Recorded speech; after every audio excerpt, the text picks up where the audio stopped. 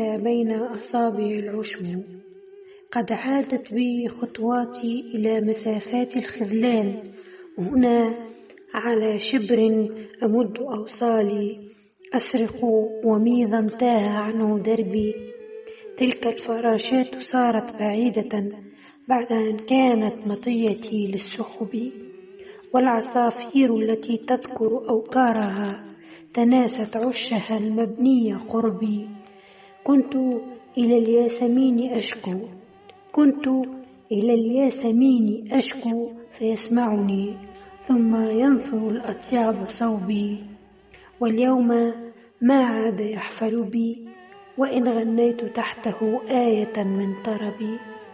ولكني برغم ذاك وذاك أعشق صخبي، وسأظل أرقص كي لا ينبت بين أصابع العشب.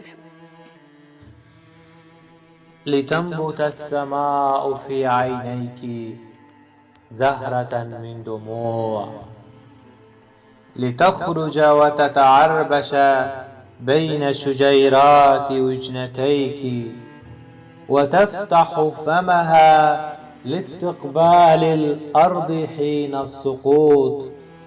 تتراقص فصول حزني على مرأى ابتسامتك المحيرة لقلبي، لتخرج عصافير روحك خلسة خلف ستارة الأحزان، فهي ملاذي الساكنة ملء الليل الوارف.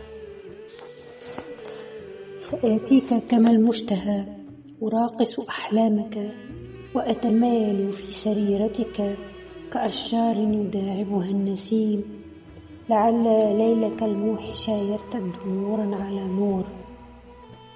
من زمن أشتاق إليك وأمقت المسافات بيننا، من زمن أرغب في حضنك وأتوق إلى رفقتك.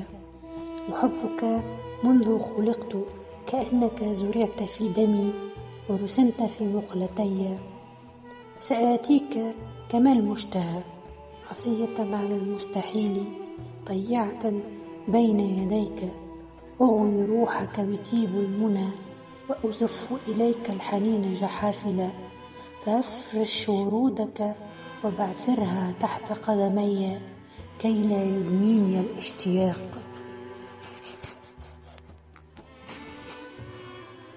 تعالي متمايلة كأغصان الزعفران، اسكبي خذلان الموج وتباطؤ صراخ الهذيان، الثمي في محيطات الفرح واستنشقي وابل السحاب المثخن بتعاويذ غرق بك. ليلي موحش دونك فاقتربي، بددي عتمتي بالضوء المنبجس من حلمتي نهديك، خففي شهيقي بزفيرك وانطفئي بيني، فإنني ريح شمعاتك، عطر رعشاتك، عرق جنونك، فاكنزي ذهب الشهوة فضة الولع لأجلي، فأنا بذخك المشتهى، مزروع أنا كنبتة القنب الهندي في حقول ركبتيك، فواح كالفضيحة المتسربة من بين الأبواب المقصدة، أنقذ حسرتك من يباس آت، أرفع قباب شفتيك بقبلة تحمل أثقال الجراح، حتى يستوي فينا الليل والصباح. انتظرتك خيالا يداعب طفولتي، وفارس أحلام تعلق بضفائري. كنت حكاياتي وصدى أغنياتي، بحى صوتي وأنا أناجيك بصمت. وعيناي تتخبطان في بحر الكلمات، وطالت غربتي وأنت خلف الضباب تتراجع وتنزوي أكثر. ما غرك بعيني وقد انطفأت فيهما شعلة الحياة، وحل مكانها رماد هجرك المميت، ولم نلتقي بعد.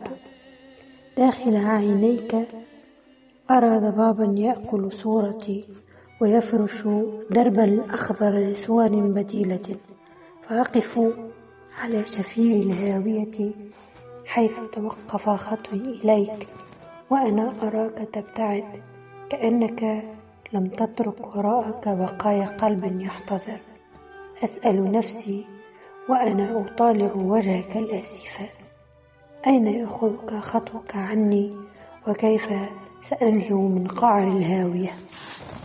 من قرى الحلم النائية أستردك لحنا خفيف الظل، نائما خلف الرابية يستنفذ أسانا وينحر هوانا قرب الساقية.